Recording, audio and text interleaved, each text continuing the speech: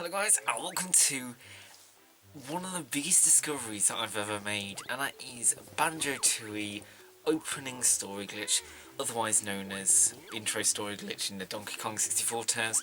But specifically, I'm going to be highlighting main menu moves, which is pretty much an exact replica of the Donkey Kong 64 version. So firstly, we're going to start the opening story, as it's known in Banjo-Tooie, and then close it very soon after. It's around about 2.1 seconds.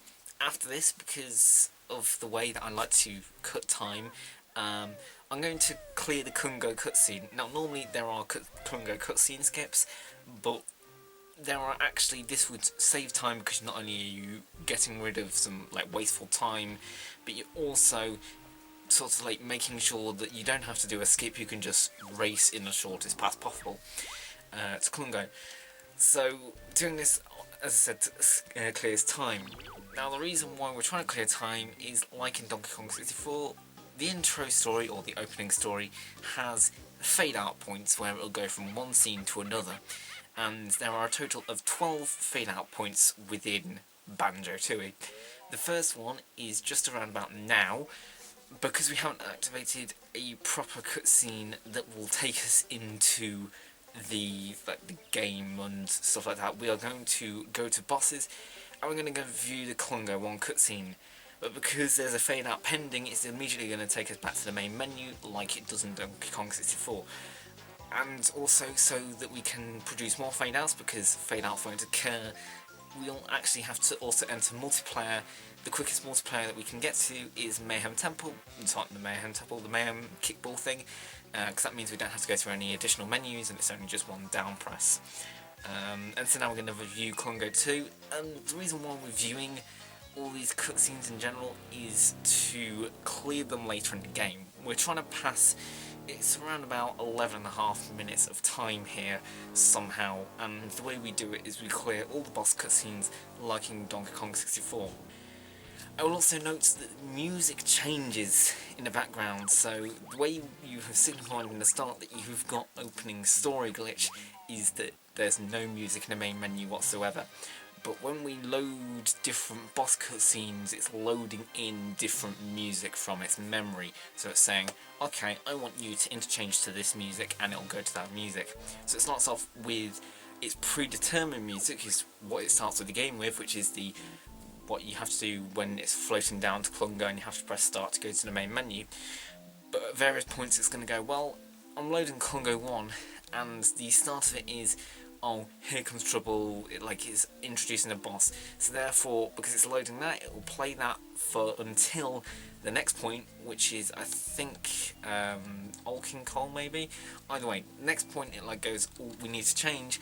That's when the background music will change into something else. This is opening story glitch, and the first thing, when I found this out, which was about 2 hours ago, when I found this out, I wanted to immediately test MMM to see whether that would work, because MMM in Banjo-Tooie would be brilliant, as I said, no bonks and not having to buy moves, and you get to clear all these cutscenes. I wanted to test that, so this is me doing that. But I can imagine you can do so much things, or so much stuff with this, because the way I see it is, because Donkey Kong 64 came out in 1999 and this game came out in 2000, it's almost like they copied some of the code from Donkey Kong 64 and put it into Banjo-Tooie. Now, I'm not saying that Banjo-Tooie is a rip-off of Donkey Kong 64 in any way, but it's a nice sort of if they're building a main menu system, which in some cases is a bit like Donkey Kong 64, you got mini games, you got boss replays and stuff like that.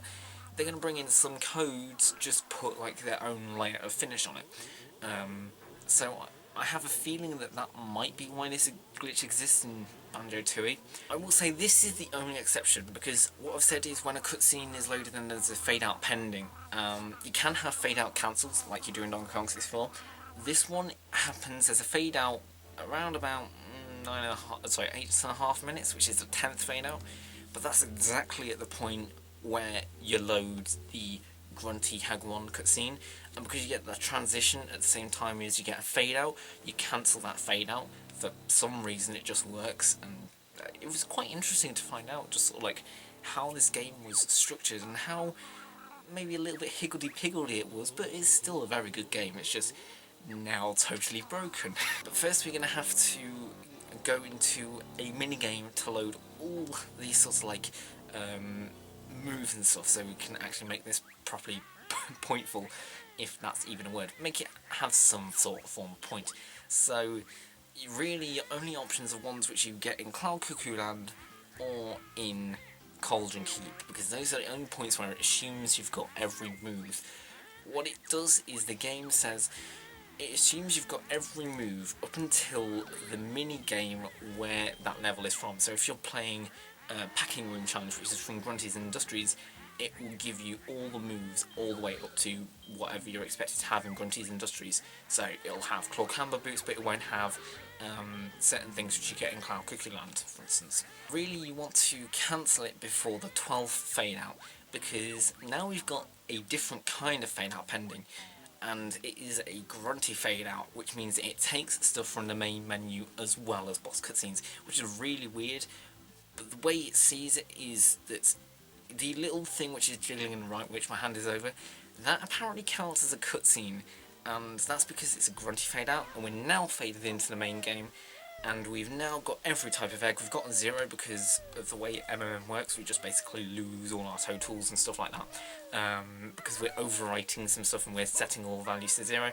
As you can see, we've got Bill Drills, something which you normally get in Glitter Gulch Mine, but other stuff which we get in like Cloud Cuckoo Land and Grunty's Industries we'd have. Damage is off, because as you can see it fell from a great height. I might have made the damage sound, but no damage has been taken, and really this is the start of something big. And as you can see, I'm going to show you that this cutscene is going to be cleared, and as you can see we entered it and immediately we get brought to Congo 1, no walking down the slope and no walking cutscene, it is immediately to the boss, as we also save time there. And this really is going to be great. I can see a lot of great things happening from this. I imagine, like, if you want to investigate it somehow, investigate it in whatever way, but go for it. I'm really interested to see what's going to come from this. So anyway guys, thank you so much for watching. I'm Balam, this is your end credits, signing out. Oh, by the way, one thing which you should do as well, so like we can document this properly, just double check the date. I think the date's important somehow. I don't know why it's important, but apparently it's important.